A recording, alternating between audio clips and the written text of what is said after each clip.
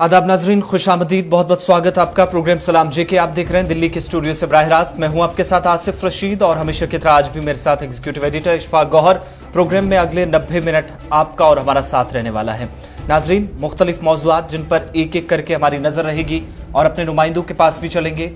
मौजूदा सूरत हाल जो मुल्क के अंदर है आपको दिखाने की कोशिश करेंगे कि हर गुजरते दिन के साथ 20 से 24 घंटे जब सूरत हाल हम देखते हैं, रिव्यू करते हैं चीजों को, तो पता ये चलता है कि आलमी सतह पर रिकॉर्ड हिंदुस्तान की चंद रियासतों से बन रहा है। आज एक और रिकॉर्ड टूटा है। थोड़ी देर में तफसीलात आपके सामने रखेंगे और मुल्क के मुख्तलिफ हिस्सों से क्या कुछ सूरत हाल इस वक्त की जो खबरें सामने आ रही हैं वो भी आपके सामने। इसके अलावा आज जब जम्मू कश्मीर आपको लिए चलेंगे तो आपको बताएंगे कि सूरत हाल इस वक्त की जो है उन सबके बीच में इंतजामिया के मजीद कुछ फैसले। आज के प्रोग्राम में हमारी नजर उन ममालिक के ऊपर भी रहेगी जहां पर इस वक्त काफी ज्यादा कशीदगी है। तजाकिस्तान के हवाले से आपको थोड़ी देर में खबर बताएंगे और इस वक्त जिस तरीके से भारत के अंदर योमिया केसेस आलमी वबा के बढ़ रहे हैं, इन सबके बीच में मुख्तलिफ ममालिक जो भारत के लिए मदद के लिए आगे आ रहे हैं। काफी कशीदगी के बाद इस वक्त चीन भी भारत की मदद के लिए आगे आया है। थोड़ी देर में तफसीलात आपके सामने रखेंगे और साथ ही जम्मू के अंदर कार्रवाई पुलिस और सिविल इंतजामिया की, जहां पर जम्मू कश्मीर की जब सूरत हाल रखेंगे तो जम्मू के अंदर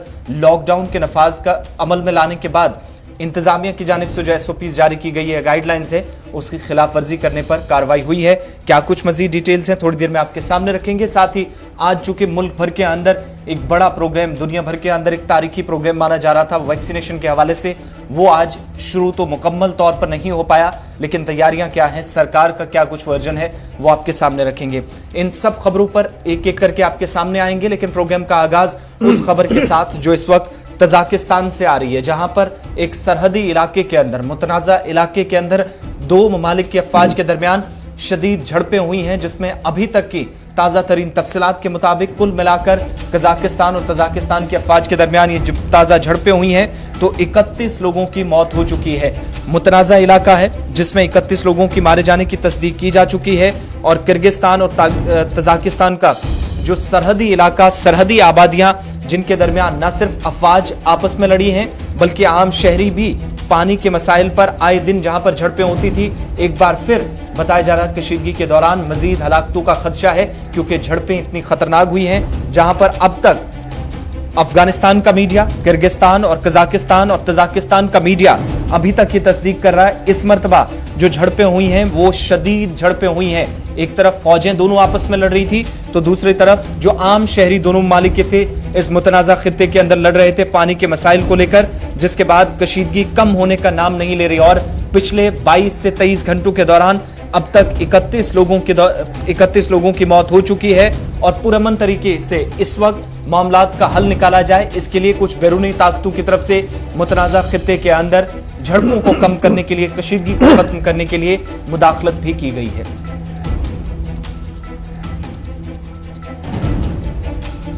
चलिए, ये तस्वीरें उस मकाम की जहां पर झड़पें भी हुई हैं और सुबह सुबह अभी तक की तफसीलात के मुताबिक कुल मिलाकर हालांकि 35 लोगों के मारे जाने की भी तस्दीक अभी तक नहीं हो पाई है, लेकिन जरूर मुख्तलिफ मीडिया रिपोर्ट्स ये तमाम खबरें इस वक्त बता रहे हैं। तो कुल मिलाकर अभी तक 24 लोगों की लाशें इस इलाके से, जो तस्वीरें आप टीवी स्क्रीन पर इस वक्त देख रहे हैं, तजाकिस्तान के उस मुतनाज़ा खित्ते से जहां पर लाशें बरामद कर ली गई हैं। बढ़ते हैं अब आगे, बात अब जरा आलमी वबा कोविड-19 के हवाले से। इशफाक,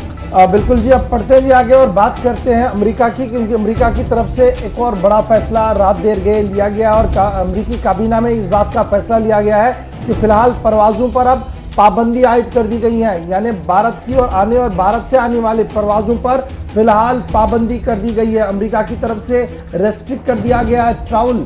भारत से। ये हुक्मनामा जो है 4 मई से शुरू होगा, यानी 4 मई से सभी परवाजों पर फिलहाल पाबंदी लगा दी गई है। और ये कहा गया है कि मौजूदा सूरत हाल जो भारत के अंदर जिस तरीके से कोरोना वायरस की रफ्तार है और जिस तरीके से म्यूटेंट वायरस दुनिया भर के कई मुल्कों के अंदर पाया जा रहा है, जब तक वो रिसर्च मुकम्मल नहीं होता और थोड़े से हालात बेहतर नहीं रहते हैं तब तक ये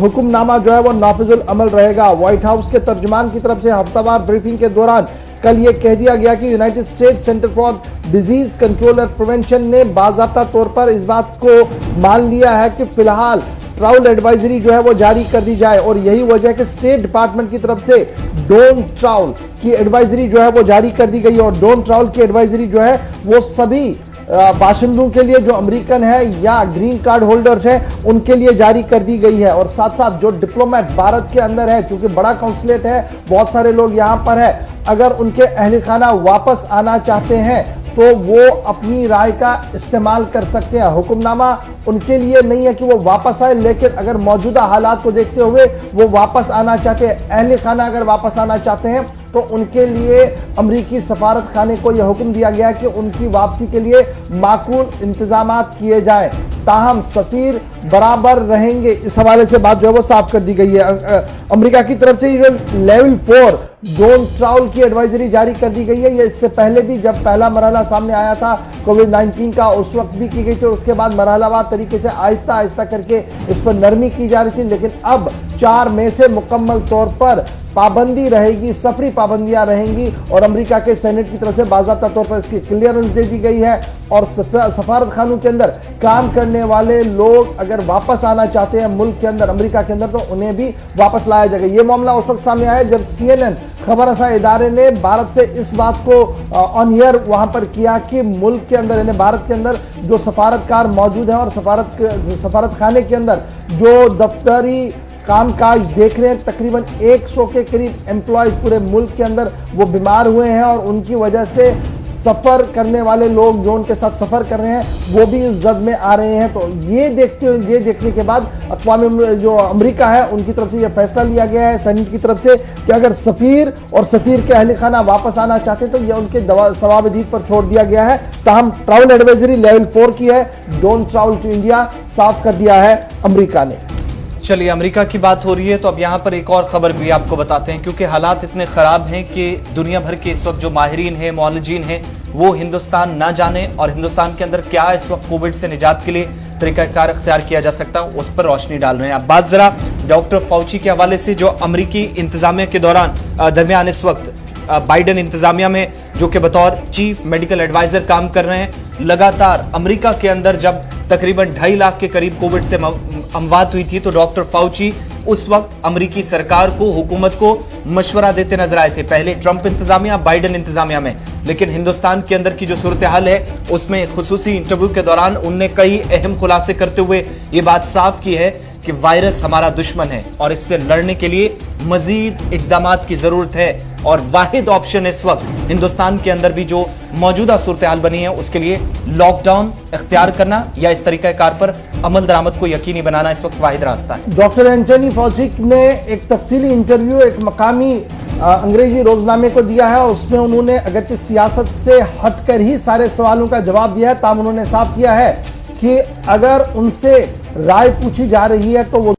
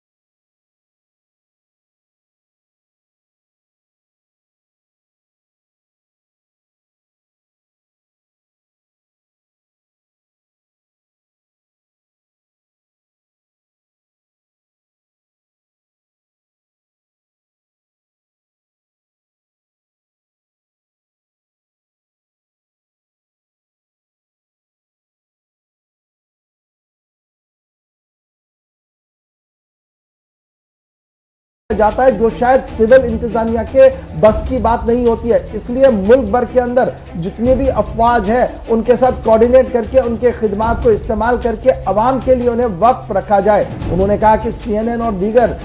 जरा से जो कुछ वो देख पा रहे हैं उसके बाद सूरत हाल इंतहाई कशीदा है, लेकिन इस कशीदा हालात के बीच ज्वाइंट कोऑर्डिनेट एंड कमांड की जरूरत है।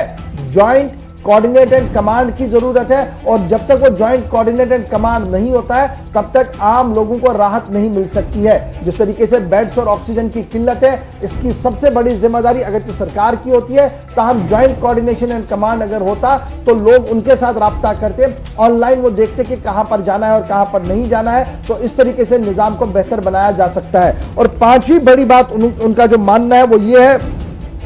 कि मौजूदा दौर के अंदर जिस तरीके से अमेरिका भी इस पर नजर रखे हुए हैं और जिस तरीके का म्यूटेंट वायरस सामने आ रहा है, जरूरत यह है कि जो वैक्सीन लगाया जा रहा है दुनिया भर के अंदर, और जिस तरीके से भारत के अंदर भी बड़े वैक्सीनकारी के मुहिम को हाथ में लिया गया है, क्या इस म्यूटेंट के खिलाफ यह वायरस काम कर पा रहा है या नहीं, इसकी तस्दीक बैनुल-अक़वामी ज़राया से करवाना बहुत ज़्यादा ज़रूरी है। और उनका यह मानना है कि बैनुल-अक़वामी सतह पर जो रिसर्च इंस्टीट्यूशंस हैं वो लगातार अगर उनके साथ भारत राब्ता करे तो वो 2-3 दिन के अंदर अपनी क्लियरेंस देकर आवाम के अंदर एक राहत की सांस पैदा कर सकते हैं, क्योंकि मुल्क के अंदर ही तरह तरह की बातें साइंसदानों की तरफ से कही जा रही है, जिसके बाद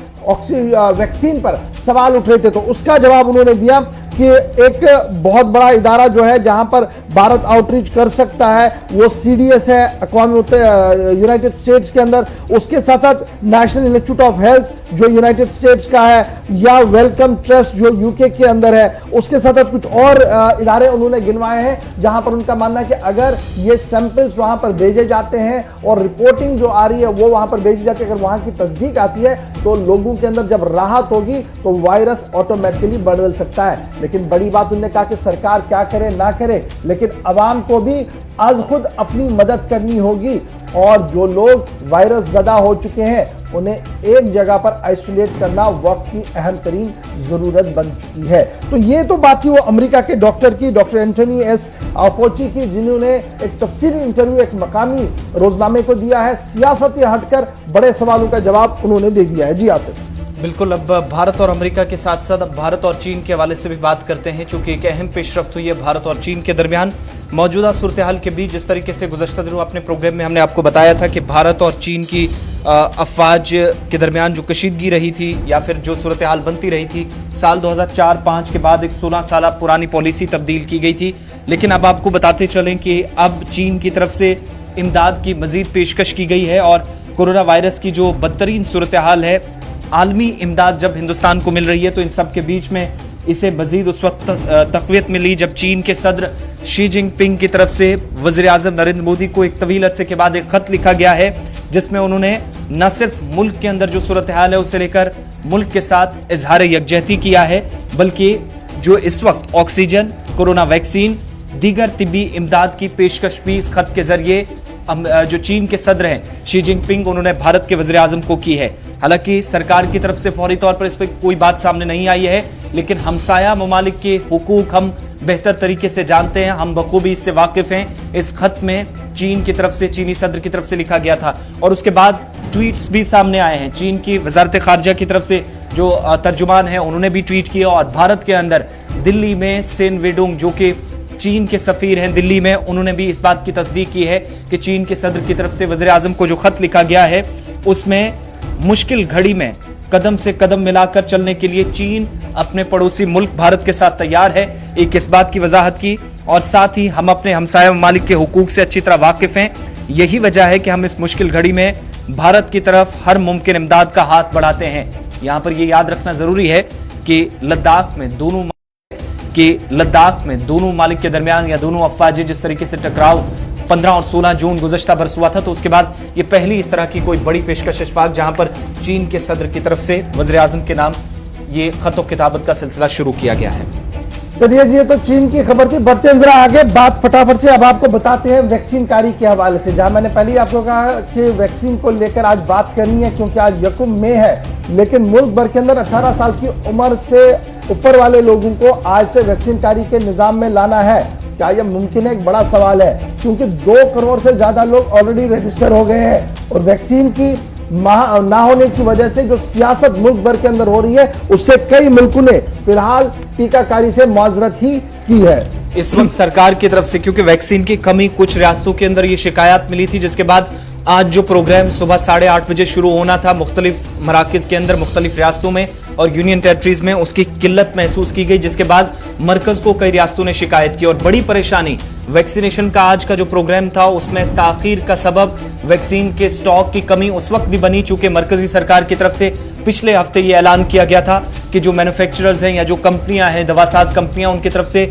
वैक्सीन जब तैयार की जाएगी तो 50% हिस्सा बराह रास्त रियासतों को भेजा जाएगा। और उसके बाद एक बयान सामने आता है, पहले सीरम इंस्टीट्यूट की तरफ से, उसके बाद भारत बायोटेक की तरफ से, कि वो वैक्सीन जो 50% का हिस्सा रियासतों को देना है वो इस वक्त वाफिर मिकदार में उनके पास स्टॉक अवेलेबल नहीं है, जिसकी वजह से अब ये प्रोग्राम जो आज शुरू होना था मुल्की सतह पर तमाम रियासतों के अंदर कुछ हिस्सों में जरूर हो रहा है, ओपन जरूर कर दी गई है रजिस्ट्रेशन के साथ ही, लेकिन 15 से 20 मई के बीच की तारीख चुनी गई है जहां पर सरकार एक बार फिर नई तारीखों का ऐलान कर सकती है। कमोबेश पिछले 2 दिन के दौरान 2 करोड़ से जायद नौजवानों की तरफ से जो है रजिस्ट्रेशन कोविन ऐप पर की गई है, जिसकी वजह से अब ये ऐप भी काफी ज्यादा डाउन चल रहा है और तरह तरह की परेशानियां हैं। दिल्ली की जहां तक हम बात करें तो अरविंद केजरीवाल ने पहले ही साफ कर दिया कि आप वैक्सीन सेंटर्स के बाहर ना जाइए और 2 दिन के बाद ही आप आइए जब तक वैक्सीनेशन का निज़ाम पूरा चलेगा। जम्मू कश्मीर की जब हम बात करते हैं तो आज सुबह मैंने शहरी के वक्त कुछ डॉक्टरों से बात की थी, बड़े जिम्मेदारों से बात की थी, उन्होंने हाथ खड़े कर दिए, उन्होंने कहा कि वैक्सीन नहीं है, चंद दिन आप इंतजार कीजिए। रूटीन वाला जो 45 वाला ऊपर है, 18 साल वाले पे मैंने नहीं पूछा था, मैंने पूछा था कि 45 साल के ऊपर जो लोग आ रहे थे वैक्सीन के लिए क्या उन्हें वैक्सीन होगा, उन्होंने कहा जनाब थोड़ी देर रुकिए। यानी जम्मू कश्मीर से भी हालात ऐसे ही है, लेकिन मुल्क के अंदर जरूर ऐसे हालात है कुछ रियासतों के अंदर जहां पर मरहलावार तरीके से काम शुरू किया जाएगा। जैसे यूपी सबसे बड़ी रियासत है, 11 अजला में आज शुरू किया जा रहा है, महाराष्ट्र ने साफ मना कर दिया, गोवा के अंदर चल नहीं रहा है। इसी तरीके से बहुत सारी रियासतें ऐसी हैं जहां पर मरहलावार तरीके से हाथ में लेने की बात जो है वो सामने कही है। इधर सीरम इंस्टीट्यूट की तरफ से साफ कर दिया गया है जो कैपेसिटी उनकी डोजेज की है वो 6 से 7 करोड़ डोजेज वो पर महीने बना सकते हैं। और भारत बायोटेक ने अपनी डोजेज को बढ़ा दिया है, वो प्रोक्योर वो जो बना रहे थे 2 करोड़ के आसपास डोज, वो अब सिर्फ 1.5 करोड़ तक मार्च में रह गया था क्योंकि मटेरियल नहीं मिल रहा था। तो अब सवाल यह है कि वैक्सीन लगाना है और वैक्सीन पर सबका भरोसा बढ़ रहा है और वैक्सीनेशन सेंटर्स के बाहर लंबी लंबी लाइनें भी होती है, लेकिन वैक्सीन कहीं पर नहीं है। और जो बड़ा दावा जम्मू कश्मीर के तरफ से किया गया था कि 1 इतने करोड़ डोजेज जो है जी आ रहे हैं और कल से आप देखिए क्या कुछ होगा, तो फिलहाल माजरत के साथ ये कि शायद लेफ्टिनेंट गवर्नर साहब के मुशीर साहब को कैलकुलेशन में थोड़ी सी गड़बड़ हुई है या क्या हुआ है, अभी तक वो वैक्सीन आया नहीं है। तो ये तो थी वैक्सीन की बात, उस पर मैं थोड़ी देर में आऊंगा, डिटेल में आपको बताएंगे कि ग्राउंड जीरो पर क्या कुछ चल रहा है। लेकिन जब वैक्सीन की बात हो रही है तो सुप्रीम कोर्ट भी खामोश नहीं है और सुप्रीम कोर्ट ने सोमोमोटो केस में कल भी सुनवाई की है और उस सुनवाई के दौरान कई अहम सवाल सुप्रीम कोर्ट की तरफ से उठाए गए हैं। 10 बड़े सवाल जो सुप्रीम कोर्ट के अंदर उठे और सुप्रीम कोर्ट ने अगर डायरेक्शन नहीं दी है उन 10 पर, लेकिन जरूर मरकज के सामने कुछ चीजें जो है वो क्लियर कर दी हैं। वैक्सीन को लेकर जो मुल्क के अंदर अलग अलग दाम है, कल भी हमने आपके सामने खबर रखी थी, लेकिन अदालत उज़्मा की तरफ से इस बात का सख्ती से नोटिस लिया गया है। नंबर 1। नंबर 2, ये मुल्क के अंदर जो आज से प्रोग्राम शुरू होना था या वैक्सीनेशन का सिलसिला इससे मजीद आगे बढ़ेगा, सरकार का फिक्स टारगेट है हर एक शहरी तक कैसे पहुंचा जाए, ये सरकार तो जरूर बताने के लिए तैयार थी, लेकिन उन शहरियों तक वैक्सीन कैसे पहुंचाई जाए जिन्हें पूरी जानकारी नहीं है, जिन्हें इस बात का इल्म नहीं है कि वैक्सीनेशन के इस प्रोसेस का रजिस्ट्रेशन से लेकर कोविड टीकाकारी मुहिम का हिस्सा कैसे बना जाए, इस पर भी मरकज से सवाल पूछा गया है। मरकजी सरकार और रियासती सरकारें कैसे मौजूदा वक्त में ये इंश्योर करेंगी कि वैक्सीनेशन का प्रोग्राम हर एक शहरी तक पहुंचे, ये भी अदालत उज़्मा की तरफ से पूछा गया मरकजी सरकार से। हालांकि मरकज ने जो हलफनामा दायर किया उस पर अपनी पॉलिसी जरूर वाजे की, लेकिन बड़ी बात इन सब के बीच में जो कल जस्टिस DY चंद्रचूड़ और L नागेश्वर राव के साथ साथ S रविंद्र भट्ट वाली बेंच ने समाअत की, इसमें एक बड़ी बात यह भी कल इशफाक कही गई है क्योंकि मुख्तलिफ अस्पतालों के अंदर हमने देखा था कि इस वक्त नए मरीजों को इलाज नहीं मिल पा रहा था या उनकी एडमिशन नहीं हो पा रही थी। इस हवाले से भी कल अदालत की तरफ से सख्त नोटिस लिया गया। बड़ा इसमें जो इंपॉर्टेंट पॉइंट है वो ये है कि जो मुल्क के अंदर इलिटरेट है, जिन्हें ऑनलाइन मोबाइल हाथ में है लेकिन वो ऑनलाइन रजिस्ट्रेशन कैसे करे, उनकी वैक्सीन कारी का क्या होगा, कल कोर्ट ने ये पूछा और मरकज जवाब देने से कासिर रहा। इसके साथ साथ कल one nation one vaccine policy को लेकर भी कहा गया। ये कहा गया कि देखिए अमेरिका के अंदर वैक्सीन इतने दामों में मिल रहा है और भारत आते आते दाम दो तरीके से कैसे हो सकते हैं। सेंट्रल गवर्नमेंट को चाहिए कि वो 100% वैक्सीन ले और उसके बाद एक डिस्ट्रीब्यूशन प्रॉपर निजाम के तहत चलाए, जिस तरीके से ये निजाम चल सकता है। और अगर ऐसा नहीं मुमकिन है तो बाज़ाब्ता तौर पर हमारे मुल्क के अंदर कानून है, जिस कानून को देखते हुए कंपनी पर लगाम कसी जा सकती है। कल कोर्ट ने यह साफ कर दिया कि सरकार कंपनियों के सामने सरेंडर ना करें, ये कोट अनकोट करके मैं कह रहा हूं कि वो सरेंडर ना करें, बल्कि कंपनियों पर कमांड कसे और कंपनियों पर ये बावर करे कि मुल्क के सामने जो मामला है उसमें कंपनी जवाबदेह हो सकती है। तो ये मामला जना था सुप्रीम कोर्ट के अंदर, जहां पर वैक्सीन कारी का मामला था, जहां पर वैक्सीन के निजाम, वैक्सीन की रजिस्ट्रेशन, वैक्सीन के दाम और बेड्स और ऑक्सीजन को लेकर भी कल मरकज के सामने कई तीखे सवाल बेंच ने रखे हैं और उम्मीद लगाई जा रही है कि आज भी ये सिलसिला जो है वो जारी रहेगा। जी चलिए जी बढ़ते हैं जी आगे। एक और बड़ी खबर इस वक्त आ रही है, जहां हमने आपको कहा था कि चीन और भारत के बीच दूरियां और नजदीकियां भी हैं, यानी खतो किताबत का सिलसिला शुरू हुआ है। वहीं पर बढ़ते कोरोना के बीच चीन ने उठाया एक और बड़ा कदम, धोखेबाज चीन की तरफ से एक और बड़ा कदम उठाया गया और LAC के करीब चीन ने फौज और असला में किया है दोबारा से इजाफा। जहां से हमारे पास ये बड़ी खबर इस वक्त आ रही है कि जब एक तरफ से मुल्क भर के अंदर कोरोना का कहर चल रहा है और सारी इंतजामिया और फौज कोरोना से निपटने के लिए लगी हुई है, वहीं पर चीन की तरफ से रेनफोर्समेंट किया गया है कई अहम इलाकों के अंदर और ईस्टर्न लद्दाख के डेप्थ एरियाज जो है वहां पर परमानेंट स्ट्रक्चर्स को बनाया गया है दोबारा से और एकोमोडेशन और डिपोज को भी खड़ा किया गया है। यह सारा मामला उस वक्त सामने आया जब सैटेलाइट इमेज और इंटेलिजेंस, ह्यूमन इंटेलिजेंस आर्मी के पास आया और वो सारा एनालाइज करने के बाद यह खबर जो है इस वक्त जरा से सामने आ रही है। कोरोना के कहर के बीच जब मुल्क भर के अंदर हालात को बेहतर बनाने की कोशिश की जा रही है, चीन उसका नाजायज फायदा उठाने की फिराक में है और चीन ने दिन दाड़े अपनी इन पोजीशनों को मजबूत करने की कोशिश की है और कई इलाकों के अंदर फौजी जमाव को तेज कर दिया है। ईस्टर्न लद्दाख के डेप्थ एरियाज के अंदर यह खबर जो है वो सामने आ रही है। जो सैटेलाइट इमेज आ रही है वो ये साफ दिखा रही है कि सरमा के दौरान, विंटर्स के दौरान जो डिप्लॉयमेंट थी पोजीशंस की वो बड़ी कम थी, लेकिन जो मौसम बेहतर हुआ अब रेनफोर्समेंट विद परमानेंट स्ट्रक्चर खड़े किए जा रहे हैं और एकोमोडेशन और मिलिट्री बिल्डिंग जो है वो लाइन ऑफ कंट्रोल के पास बनाए जा रहे हैं। अक्साई चीन को ध्यान में रखते हुए चीन एक बड़ा प्लान जो है वो इस वक्त चला रहा है और फ्रिक्शन पॉइंट्स पर दोबारा से तनाव खड़ा हो सकता है। 2021 में बड़ी पेशरफ्त ये हुई थी कि दोनों फौजियों के बीच बातचीत हुई थी और